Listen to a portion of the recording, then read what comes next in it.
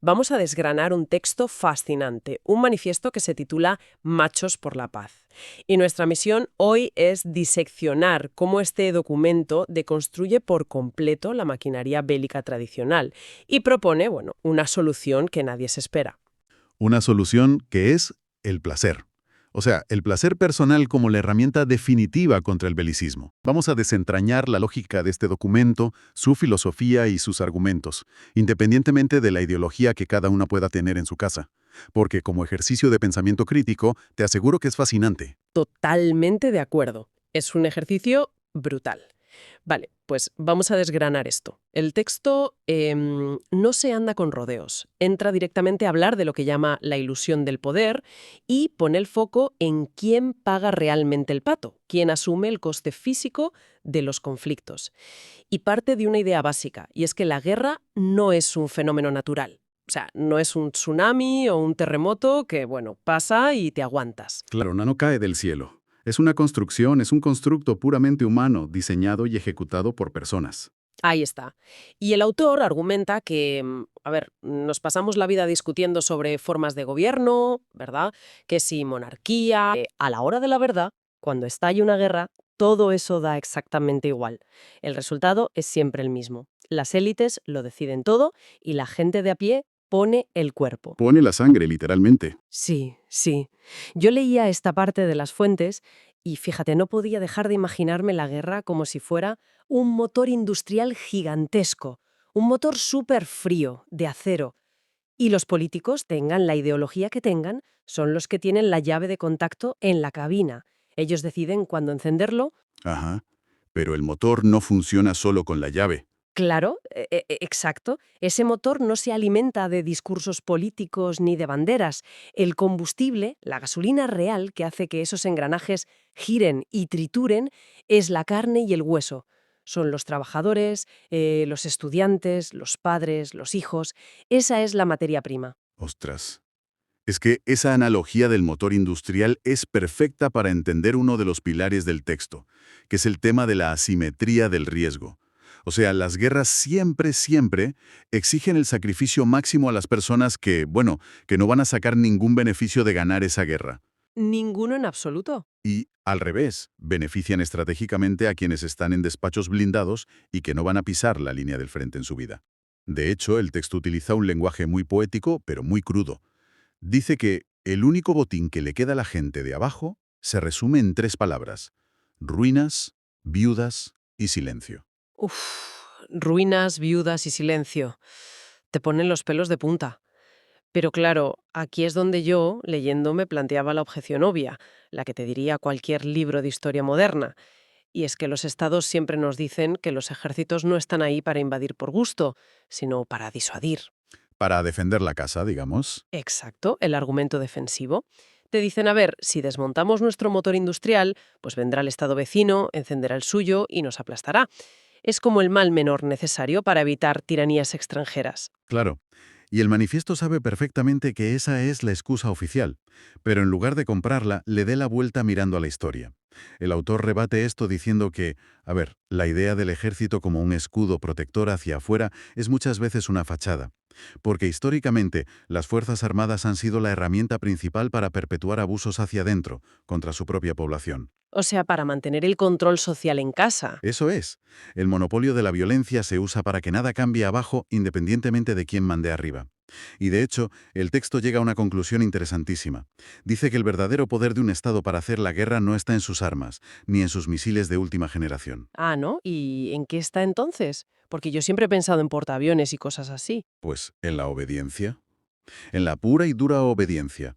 Ese es el verdadero engranaje. O sea, el sistema funciona porque hay millones de personas que asumen una sumisión silenciosa y acatan las órdenes. Sin esa gente dispuesta a ponerse el uniforme y obedecer, la superpotencia militar más grande del mundo se paraliza en segundos. Claro, claro. Es que los misiles no se lanzan solos. Hace falta que alguien apriete el botón, alguien que cargue el camión de suministros. Exacto. La logística no se hace por arte de magia. Depende de la obediencia humana. Madre mía. O sea, si asumimos que la gasolina crítica es la obediencia masiva, Pues la siguiente pregunta lógica es cómo cortamos el suministro de esa gasolina. Pero sin usar violencia, claro. O sea, ¿cómo frenas el motor sin poner una bomba en el edificio? Exacto. Ahí es donde entra la parte de las soluciones. Sí. Y pasamos de la crítica pura a los referentes históricos.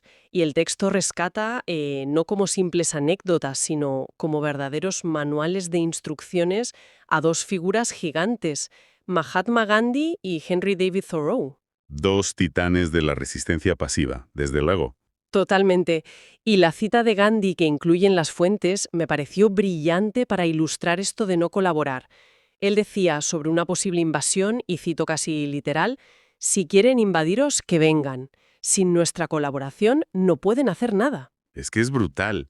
O sea, es desarmar la lógica militar por completo. Es crear un vacío. Es decirle al invasor, mira, tú cruza la frontera si quieres, pero te vas a tener que encargar tú de conducir los trenes, de recoger la basura, de cultivar el campo, porque nosotros cruzamos los brazos. Eres un peso muerto para ellos. Y claro, a nivel administrativo y logístico, eso es un colapso insalvable para el que invade. Y a esta idea táctica se le suma lo que aportaba Thoreau con la desobediencia civil. El manifiesto explica que negarse de forma sistemática a obedecer mandatos injustos, como que te recluten a la fuerza o pagar los impuestos que financian la guerra, es una fuerza asimétrica tremenda. Porque atacas directamente el pilar de poder del Estado, que es creer que le vas a obedecer. Exacto. Le quitas el poder sin pegar un solo tiro y sin causar bajas en el otro bando. Pero claro, y aquí es donde la cosa se pone súper interesante. Llevar esto a la práctica exige un cambio de chip psicológico que tela. O sea, llevamos siglos condicionados por la cultura. Los estados son expertos en usar la vergüenza, ¿verdad? Sí, la presión social, el que dirán. Eso es. Si hay una guerra y tú te niegas a coger un fusil, si rechazas toda esa épica del sacrificio heroico, automáticamente te ponen la etiqueta de traidor o de cobarde. Y lo que me parece revolucionario del texto es cómo le da la vuelta a ese concepto. Negarse a matar o a morir no es de cobardes. El manifiesto lo llama lucidez. Lucidez. Fíjate qué palabra más bien elegida. Lo fascinante aquí es cómo redefine lo que significa ser valiente. Porque siempre nos han vendido que el valor es atacar, ir al frente e inmolarse por una causa. Y el texto te dice, no, perdona, dejarse llevar por la histeria colectiva de la guerra es lo fácil, es seguir al rebaño. Claro, es ir con la corriente. Exacto, la verdadera valentía está en el acto de la insumisión pacífica, en tener la fuerza mental para aguantar la presión del Estado y de tus propios vecinos, mirarles a la cara y decir, no voy a ser vuestro instrumento. Hay que tener un aguante psicológico tremendo para soportar ese desprecio social. Pero, a ver, basar toda tu vida en estar siempre a la defensiva, en decir que no a todo, pues igual se queda un poco árido, ¿no? Y aquí el manifiesto da un giro filosófico que a mí, leyendo las fuentes, me dejó descolocada. Pasa de esa resistencia pasiva a proponer una fuerza afirmativa.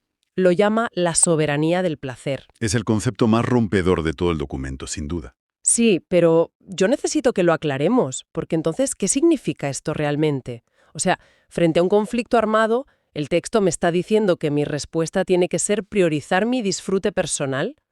A simple vista, a ver, suena un poco egoísmo, ¿no? Como de un hedonismo un poco frívolo mientras el mundo arde. Claro, ese no trampa fácil en la que se puede caer al leerlo. Pero el texto no va por ahí para nada. Hay que entender que no se refiere a un hedonismo superficial de, bueno, me voy de fiesta y me da igual el mundo. Lo define como vitalismo, como resistencia.